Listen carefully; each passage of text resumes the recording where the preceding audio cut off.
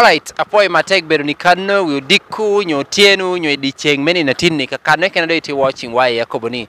Apoy matek bedo kano nyeo bedo Michael Odero, and with me today ya yom tutwal mekele, one of the biggest promoter of all time of talent. May yai lao kan man none other than Kennedy Bobby Entertainment. Oga? Apoy matek. Apoy matek me chung kede lao me yele me tamoni industry betika noro. Ya yom matek. Ya yom, yeah. Anang ya yom tutwal. Alright, apoy matek Kennedy. Tini ni jo ngato tiene ni oho ni, hey, maybe you are meeting in for the very first time. Mena Michelle, I want to start by kong me penya me tuwing ni, who is Kennedy Bobby Entertainment? A member mo chungi en godo tubero nga. Wow. Gamma penyo no. Loki tera shawa chiel me explaining. Antira ye ko. Pe kara ni pia no ka me kodingo because no jama me duduong da duwa. Okay. First of all, Joe, I'm here watching what? Kennedy Bobby, Obedo Kenneth, Odo. Atin name, Kako Bakoba Remedia. Pimwakia par we are apara bon wende chani. 19 years. Kennedy Bobby. Me myself, I've worked as a presenter. I've worked as a studio installer. Ngatame installing studio. I've worked as a DJ myself. I've worked as a technician. Mename no you television. Meno na hame radio right from transmitter, exciter, kudingo antenna me radios in dushu. That's Gaman no a bit of a bear yama titim when no. Manu put Kalu Kennedy. Manu Kenneth, Munu Kennedy Bobby and no. Kennedy Bobby. Eka Kenneth, though professional wise. Me, I'm a legal personnel. Okay. I work with Uganda Law Society. Okay. Yeah. Manu Manu Dwara Kenneth. Now, okay. Apoy matek me hindi beru kano. Apoy ni to watching this YouTube channel. Nyako no beru Michael Odero. On set kede alberu Kennedy Bobby. Uchigi tuno Entertainment. Angeo pola jo maru yenyo. Ngao beru Kennedy Bobby Entertainment. Pola jo kao neno, like when you go on YouTube, you meet Kennedy Bobby Entertainment YouTube channel. On Facebook, Kennedy Bobby Entertainment, Facebook handle, Twitter, and a lot of things. Amenutia do nyo ilo wa melang kanene. Ento pola jo potponeno memani. Oga? Memati kanene. Tini ya yom tutwal meberu keri on set. Pien. Apoy matek. Ani ya yom matek. I remember my first interview. Ameana beru kere. Oberu under Kennedy Bobby Entertainment. Yes. Way back, put peda or riatek. And we pay a better one. That day we were at Latitude Spot. And we are at Zegan's Annex Kanen, Peter Motica Nova. Nuoni jam with the environment amoti any tia better 12 because Zegan Annex. We need him. Ni better man. Pelulu. Manatura. Luberg. All right. Let's go to Kennedy Bobby Entertainment. Entertainment, ameo tulo haye chani, manobero platform, media platform, ameo tu running, Northern Uganda kanene, just meneno ni building entertainment industry, uchwalo kakanorom. This platform, tikede YouTube, medokache ke jamu keno motiu kede me promoting jowa, medokache kede Yobo events. When we talk about events, so kelo agochoroni, tayobo show mere kuri ngogi, medokache kede mimi otami kuri jame no dangata mengo, miro 1 hour supporting ekaute chunkede kuri jame no eno. So we also have cameras because all this you cannot do without jame no eno. Yeah, petty yo ticket the cameras actually in a matia copy We have something like around 8 workers. Ameti under yes. Amedang we are still promising ni meno kenne apol pudin medeka chekide donyo joining team wa. All right, Kennedy, kwa penyi, unyungaron penyi ohoni. Ikowo ni Kennedy Bobby Entertainment here employing your number teach your staff ametie under that umbrella. Tiara mojo aboro. Unyo specifically kwa mi wange unyo tichoga chela maybe ye maybe you. Okay. Like when we talk of YouTube, I want to run in Chani. We have our producers. There are about 2 of them. Eka Tobedu the camera controllers down here. Yeah. The whole camera team, I mean, Oberugini behind Jaminu and Dushu. We also have directors. Sha Moro Nahani Koma. You're directing, I'm directing. Team Guinea. Koni what did Team Morocco? Director. In Yono Megidang. Okay. So, Meduka check the Mendame Timo marketing. They also Tiagini may handling open marketing. The manager, we have manager June. Yeah. Mono Nujamatieno. Okay. So you need company. Yeah, we are trying. Okay. We are trying. Okay, now Kennedy Kwapen Kongni. Now for the past 19 years or 20 years that you've been in media. Yeah, 19. 19 years. Now let's bring this to Lao entertainment industry. You've been there from scratch down to Nukanara Wandang Podupe and Utin Wanutie, and you're still with us. What do you see Lao entertainment industry maybe like 5 years, 2 years from now? I can't throwing us back even 5 years after today. Entertainment industry Melao Olohi Yadanga Paul. Naman Poberu Ginoa Wengo Awelo. Industry Melao entertainment tipping to 12. Munule we Pema Hamekobo. Pinatia loco mewe karon yi here yi paron wumu gwene wal no pati mugina ba industry entertainment industry melao tipping in a way ni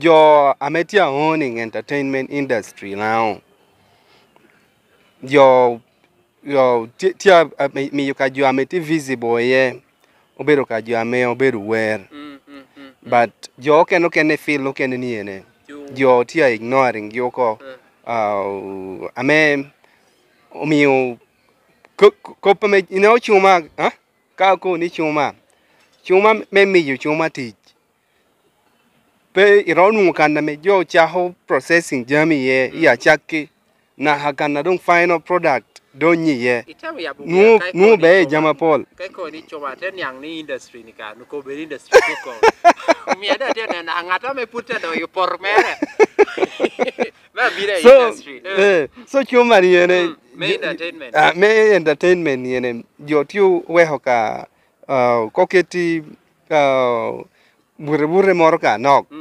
bod jo morka eka jo ke ni ne jo petia anenogi omio gin nan karo kenne kireme amio donyo gini kede me timu jamu kenna don yeah tia tek to 12 first of all lira kanen kako bakoba promoters you are meti serious when you talk of promoters we shows are done yene petie lira kanen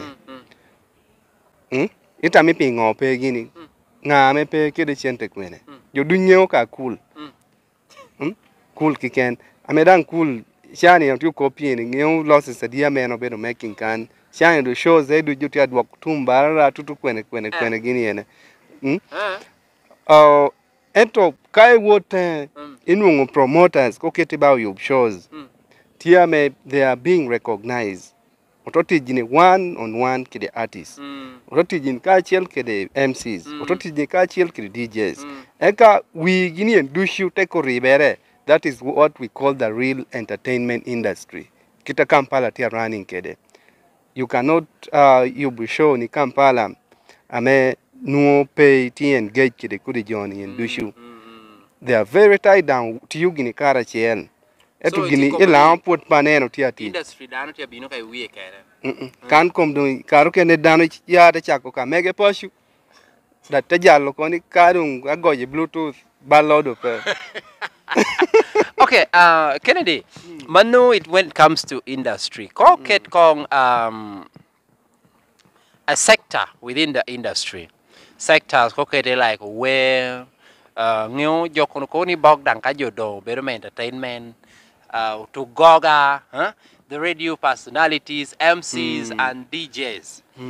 I want you to give an overview on each of those sectors. Kaitinen no ba don't ye onyo dompe ka dompe ngwa miruti then ka don't ye nu ngwa mo ti yo mi don't be tie Pe hotia chel memi yin ni don mir ko bet kon ke de kare me realizing pe honi yin kare me wano running our first interview kedi icha hukum kai chim kiken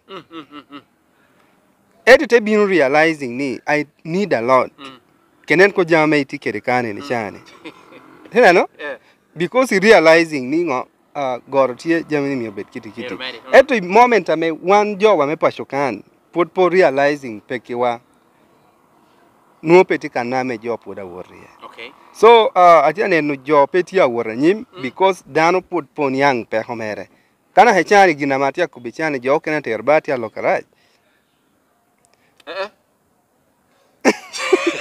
Tien ilang kan pe ko pe ho pe hanga toro. Etite dano wilo jan jijo ke na me chulo ja chula me ko pe ho. Etilang kan kai ko dikunu jo tia chimuai.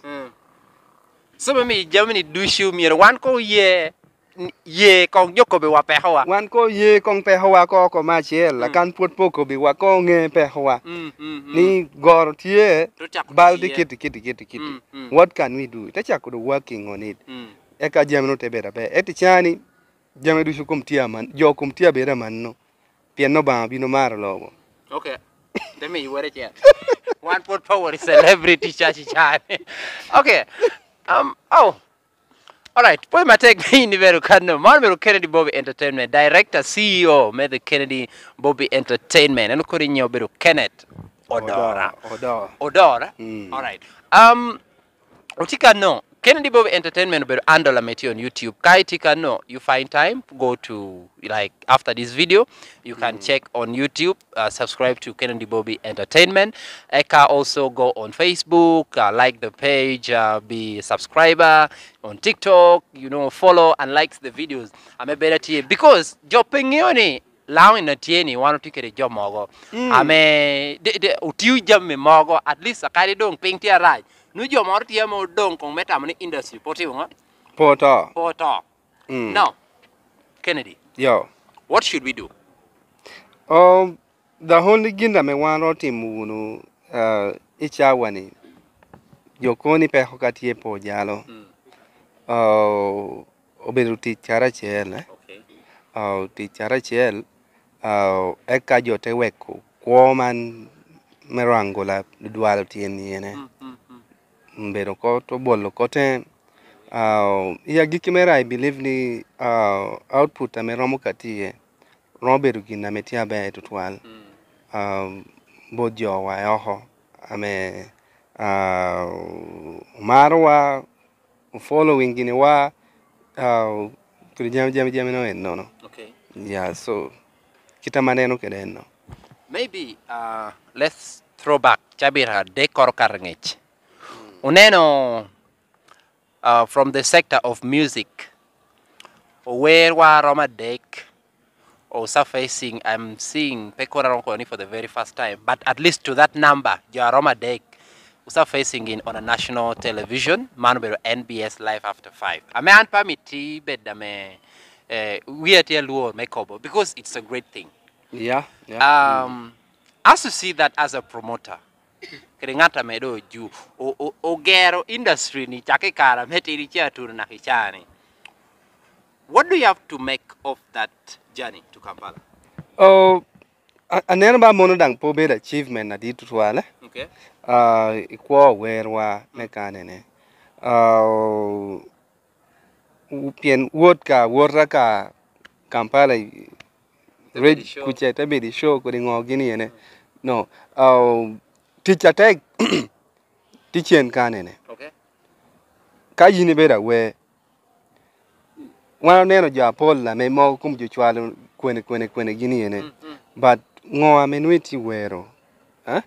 Kede message ngo no yiti kelo kwa jo. Mano pia take login or do you. Okay. However much time me word kwene gini ne. Platforms tia Paul to twal la pa na hekunu. Mogoti CNN kudingo Al Jazeera gi na hakunu dushu kada puri no worry ye mir worry. Okay. So pedo man mir bed gino me dana me do tia don kan ko kani miti anna award ka award. But Kendi, okay, atio me to temo neno bala. Yele me turu kurno okay, ramati na me nywalo. Tini neno yao chungi tiene nwiti geni di hiro ngwej. Pebo. Otio ni jolungo gi alunga. Jolungo gi alunga because nudang do beru issue ko. After 5 otero ka romene ameno jo put po hosting jo wamengo melao kanene. No beru complain na ditu twala me loho na he Douglas here. Douglas Luanga. Ngene kati ya watching video ni Encoman yang. Binu loho na hakede about pienu dunga artist amara wot jo wori Northern Uganda. Ete nuo kape dano ya Gulu no ya ngo to West Nile. Yeah. So tetu ni cha me don gini kom gyo realizing ni we need ngo jomoro melao me binu ko ngo. Balancing the equation. Yeah. So mono ka gino timo ka just ka me kuri jami no en no. Okay, gino timo ka metamo ni jami bedamo yi here. Metamo ni jami bedamo yi here. Medang petia raj. Yeah, beda yomi ye. Erdo koketi ngoi ko koma gin ko do mioti kong. Like menen ni lao dang wano tia chalo lao because pola jo ka ko ni Northern Uganda. We want to me to full time jami po to me to ginome ni na chiel te kella goshwa mor ni ene. Ni no kene ni endushu te beru kello kamo nami TV te beru kello ko ngogi e kado hete tamo pi wado he ni no mor cha kun wan dushu ti Uganda da jo we kan neno TV ni neno ti jo ken na me kapo neno dong pangyo lepe burugini so mio jo ngeni operation no kati epi Uganda we are all Ugandans. Okay. So next time ka nyu jamano no tie they should just maintain maintaining pegi kai komwa jomoro ni ene. Next time we shall also be very happy ka do holungo gini jo ken no ken dang oto minyo gi ko di platform we no megi nangu ngeye. All right. Manno kere manno no. Kennedy Bobby. Yo. Pola jo kaulo ni Kennedy Bobby. Jo neno ka mak jalor hian. Yeah, by the way, you are very right. You're very right. It's true kaulo Kennedy Bobby. You're very right. Jo neno ka mak jalor hian. Now, I want you to use this time and clear the air. Nếu việc vô quanh con đồ tam mà mặc chal chèo ko like okay. So, an pa mita kwany tamanga to kere diwi. Yinena kum kita yinena ke no. But Pierre tag mengo me pol kare niay kom dana be. Pierre tag pol kare me niay kom dana be. Piene chao ken irom beru kire gin no me miere nuon konyi ye ke kanoro. Ita tamo kan dana timu gini ko de ngogi te nungo do ngo. Ti kamia por kong. Tini no mora chiel radio moro me lira kane ne. Ginoro balle i transmitter mere. Ele no gino balle transmitter mere gincha ti yitale ba. Jo wile yitale. eto gwon radio mora chiel lira kan nu wilo spare mere chichogina beach dano chate ignore oko nigini na kan papen you imagine radio tebero chabira chiel ame peti wi yamo pieno tia koro spare Italy just ka me ignore ngi jona kan nang papen joni peramo nga timo ko gini ene so monu keno wani aput pe tamo ke keri ko ngado ke tam tutwala aput pe tamo ke keri ko ngado ke tam tutwala yeah and we have many legends lao kanene but me I believe aneno jama Paul aneno jama Paul timogo alinyandi ye pa kobo good enough jo amengeo da nungeo ni nuingeo aneno jama Paul industry ni I mean I think I deserve maybe a bad wong feel akan kono be dinu ati anen kiti mo haka nu eteri ye kango no duong no duong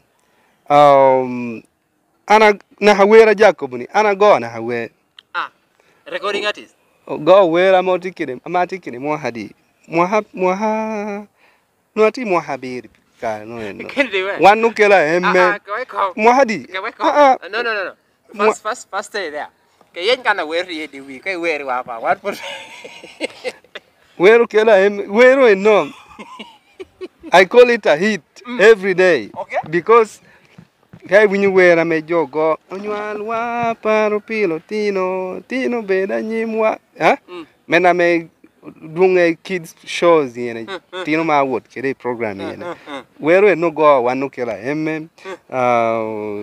kede tinyira mokane John Sharon kede Elizabeth John tutwal no roman da president na yo yego president now I mean who are yig nino kawal nung all those crew yini mawalizing no how crew no do you ko war do kan ko no kita crew no better kede by then because ngeni kara no politino urmo and now one of them has grown to be this Kennedy Bobby. And Joke and the they have also got something in their life. I'm making tea. So it's good also. Me want to tell you. Me want to tell you what George. No, can't you pick on one up on So en kopelo in industry ni en lokara hok kano du shu. Peti kano ra me boxing da. Mono wana we kusen regula. Tu hupai mal. Kennedy, let's say like your last word as we why not chawa kumtiti wara teha but atemi to po yo in commercial meme ya platform by the way yini beru dano na mario amota mo pira me ya ko de platform me log anna put and I come na we roasting yo ni anang put stand so anna tiene awesome yo so we kacha ko dwoko poj borri nu neno ginwa be to twal mero kache kide jo ameti aneno wakanwe nono lokame agiki tiekani yinna meti oho ameti mitukatu industry ni entertainment no roma kide law mi bit current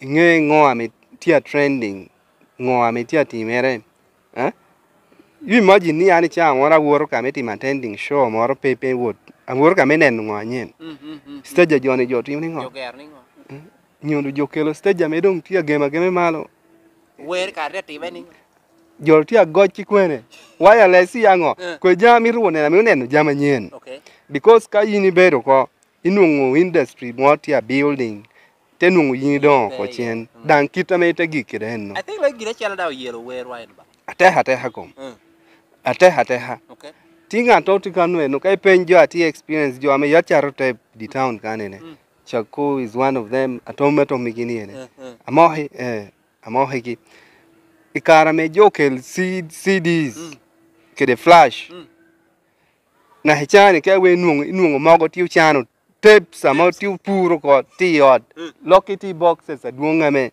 kaka me chwale yepe ento jo ame ngeo pingere binda upgrading kita lo butia wot kede so monuti feel no do shi whether better way better go gini better MC better kuri ngogi keep pushing nen ngo anyen eka jama nyen no you build your idea eka tengo katika no Okay. so ngechame no tamit niya concluding kede no both jo Boy Matek, that has been Kennedy Bobby Entertainment, the CEO, Kobaninyo Bedo, Ken, Pangea Uma Hanu, Ateko, Neka Metunge, Nyema, Ritual Mobile Money. So, Kennedy, Pangeo, if someone wants to. Okay, another Komani. In case someone wants to link up with Kennedy Bobby Entertainment, and someone want to meet you like personally, how do someone reach Kennedy Bobby Entertainment? Oh, ngata do nungu yota lo kubedo an. Because kai nuo ngato hike na me running jami kedwa one do shot you karachen. Okay. We have all our teams, but iramu appear takere kai ti ginoti agent ko ngogi ronu wa online. Okay. Facebook atike de Kennedy Bobby odo